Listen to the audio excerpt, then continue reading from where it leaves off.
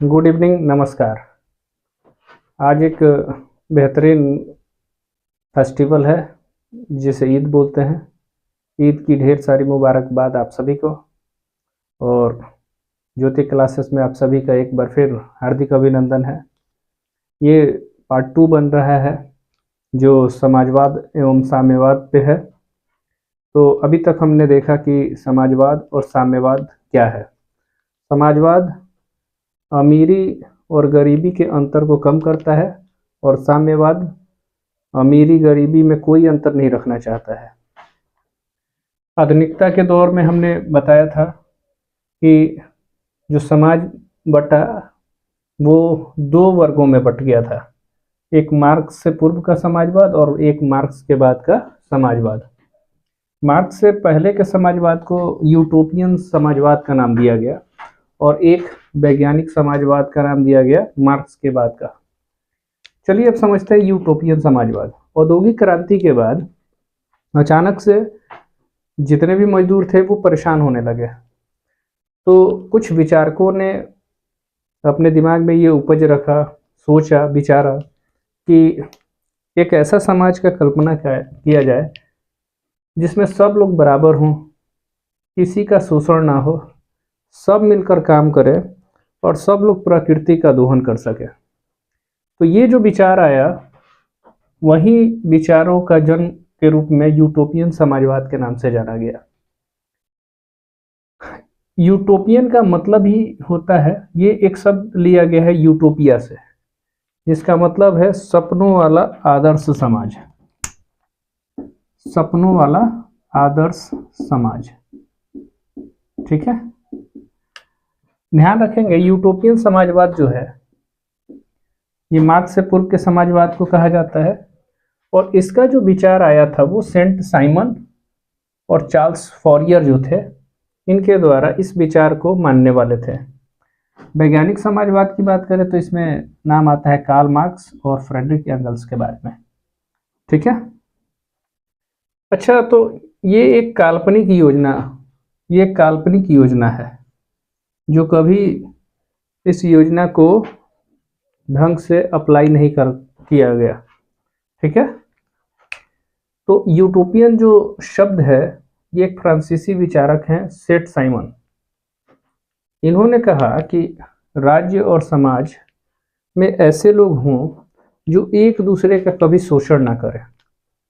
ये Saint Simon साहब का ये विचार है और ये यूटोपियन समाजवाद के ये थिंकिंग जो है वो इन्हीं का है, सेठ साइमन का, ठीक है, सेंट साइमन का। उसके बाद दूसरे जो व्यक्ति आते हैं इस यूटोपियन समाजवाद में, उनका नाम है चार्ल्स फॉरियर। ये आधुनिक औद्योगिकवाद का विरोधी करते हैं।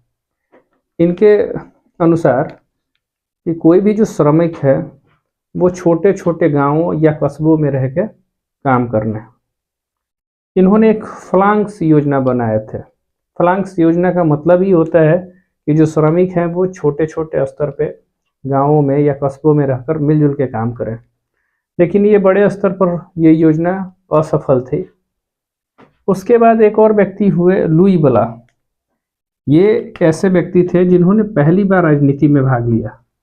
इनका मानना था कि श्रमिकों का आर्थिक स्थिति सुधारने से पहले राजनीतिक स्तर में सुधार होना चाहिए। तो ये लुई बला थे। आपको नाम याद ये हो जाएंगे धीरे धीरे, जैसे जैसे आपकी समझ विकसित होगी और हिस्ट्री से प्रेम होगा तो आपको ये चीज़ें याद होनी चालू हो जाएंगी। उसके बाद है ये रॉबर्ट ओवन। ये एक ब्रिटिश उद्योगपति थे। ये फ्रांस से बाहर के विचारक हैं। ब्रिटिश हैं तो यूके इंग्लैंड आप जानते ही हैं। ये स्कॉटलैंड में एक फैक्ट्री लगाते हैं जिसका नाम है न्यू लूनार्क। कभी कभी क्वेश्चन पूछ सकता है कि रॉबर्ट ओवन ने कहाँ पे फैक्ट्री लगाई थी, तो स्कॉटलैंड के न्यू लूनार्क में।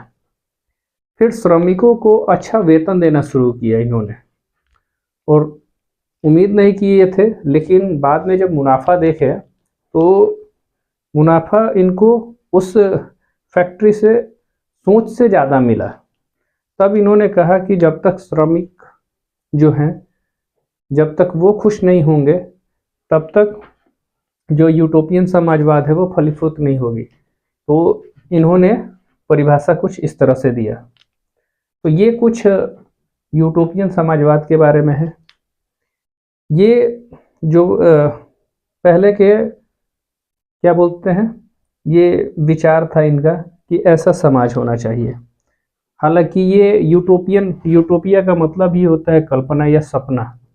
तो सपना तो देख के समाज का निर्माण होगा नहीं। हाँ, समाज का सपना आप देख सकते हैं कि अच्छा समाज ऐसे बनता है, लेकिन उसको कार्य में करके, उसको अच्छे से इम्प्लीमेंट करके ही हम उस विचार को आगे बढ़ा सकते हैं। लेकिन ये पूर्ण रूप से फेलियर साबित हुआ। इन्हीं सब विचारों को ध्यान में रखते हुए और इनसे शिक्षा लेके आगे वैज्ञानिक समाजवाद के निर्माण में कार्ल मार्क्स साहब और फ्रेडरिक एंगल्स ने बहुत ही अच्छा काम किया। ठीक है, तो अब इसी में अगली कड़ी में हम लोग अब देखेंगे कार्ल मार्क्स के बारे में, जिनका जन्म 5 मई 1818 में होता है जर्मनी के राइन प्रांत के। तो मैं वहाँ पे अब दूसरे स्लाइड पे चलता हूँ और उसके बाद फिर वहाँ से हम लोग इस पे डिस्कस करते हैं। आपका वीडियो थोड़ा सा डिले हो जा रहा है, कुछ पर्सनल इश्यूज होते हैं, कभी हेल्थ इशू हो जाता है ना, कभी घर की स्थिति कुछ चरमरा जाती है। तो इन सब कसमोकस में मैं टाइम से वीडियो आपको प्रोवाइड नहीं कर पाता हूँ। लेकिन यकीन मानिए कि आप लोग जैसे ही थोड़ा सा सपोर्ट करेंगे, कुछ कमेंट करेंगे, तो मैं इन वीडियोस को लगातार कंटिन्यू वीकली आपके सामने रखूँगा और हम और आप मिलके इस इतिहास को अच्छे से समझ पाएंगे। ठीक है, क्योंकि मेरा लगभग 20 सालों का अनुभव है, तो मैं पढ़ाने के अलावा मैं कुछ काम नहीं कर पाता हूँ। तो इसलिए आप लोगों से हम्बल रिक्वेस्ट है कि आप कॉपी पेन ले लें और नोट्स बनाना चालू कर दें, क्योंकि हमारा टारगेट है 2027 में कम से कम 450 नंबर लाने का, है ना। तो उसको हम और आप मिल के ही पूरा कर सकते हैं। मैं आपके एग्ज़ाम की तैयारी का 80% में मेहनत करूँगा, 20% में आपको केवल नोट्स बनाने हैं और उसको याद करने हैं। ठीक है, प्रैक्टिस जितना सारा कीजिएगा वो आपका अपना होगा। फिर